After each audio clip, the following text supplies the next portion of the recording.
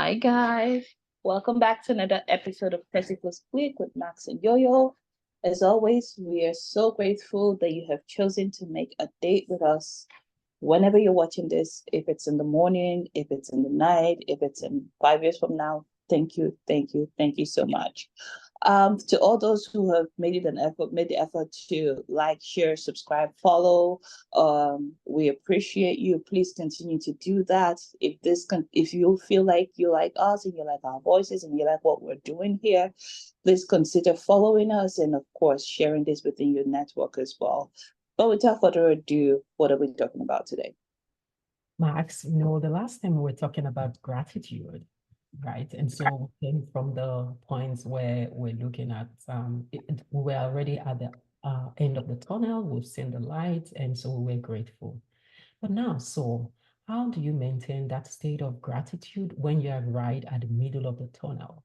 Everything seems so blurry and life looks so dark, and there is no ray of hope, there is no help anywhere. How then can you find strength to be grateful? I'm going to be very honest and say to you, like, it's not easy. Like last time when I was speaking, when we're talking about this, it was very, very easy to speak from hindsight to say, oh, it worked out. Thank you. But like when you're going through the moment, it is not easy. It is so difficult, to find motivation, to find joy, to find the strength. You know, if you're a praying person or if you're a religious person, you might seek solace in religion, but even then, there comes to a point when you think, I don't think that there is anything new. Lord knows I've been there. You know, I've been at a place where everything just did well, the particular thing I was chasing at the time just didn't seem to be coming out, and I did not know how, and I did not know if there was a way out.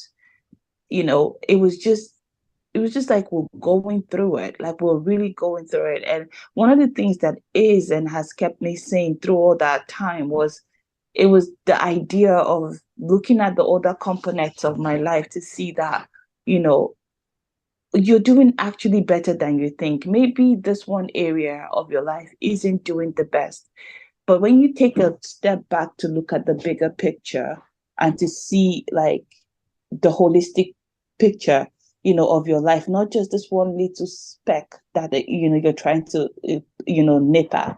When you take a step back to look at the bigger picture, you will see that you are actually doing better than you think. And then when you from that vantage point, it is really easy to come to a place of joy, to come to a place of gratitude.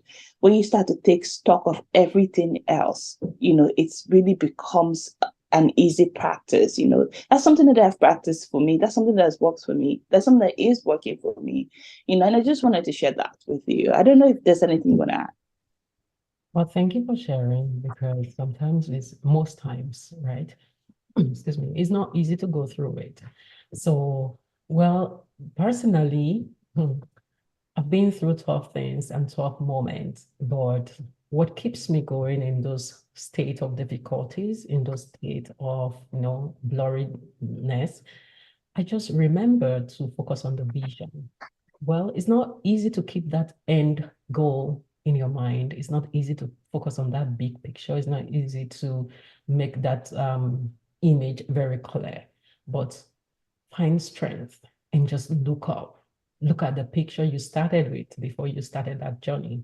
Look at the dreams, the wishes, the vision, and you had. And so that would help you to go through those moments. And one thing that is never a resolution, one thing that is never, one thing that is a no, no, no, no, no. Then don't sink into crying. Don't sink into comparison.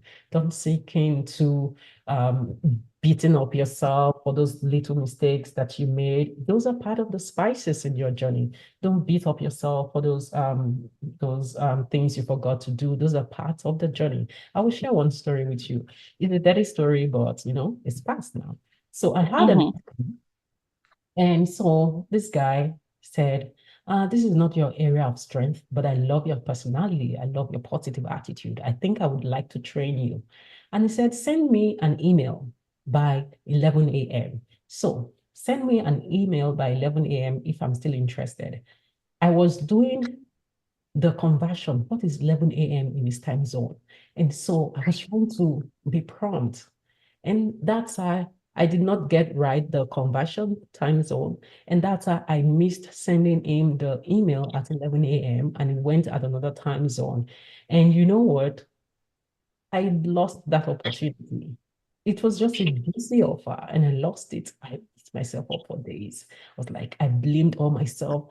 I blamed the fact that I did not ask people about the time zone. I blamed myself that I would have just sent it before 11 a.m. I blamed myself for days, for weeks. And at the end of the day, I was like, you know what? That's okay. There's more birds in the air. There's more opportunity. Just, leave it. So rather than blaming yourself, whether you blame yourself for 10 years, you have lost the moment, you have lost the time, you have lost the opportunity. Pick up yourself, move on. There is still that vision, there is still that image you have about yourself, and just look up and find a reason to be grateful, like Mark said. I love the fact that you just mentioned it's something that you said, and you said comparison. And there is a popular quote, so I don't know who made it now, but there's a popular quote that says comparison is the thief of joy. And I think that that's very profound because, like, when you're going through something, and there's always the tendency for you to like look and say, hey, but this person's life is not going through it. Like, why is my own this way? Why is like, of course, you start to like nitpick and stuff like that. And comparison literally steals your joy.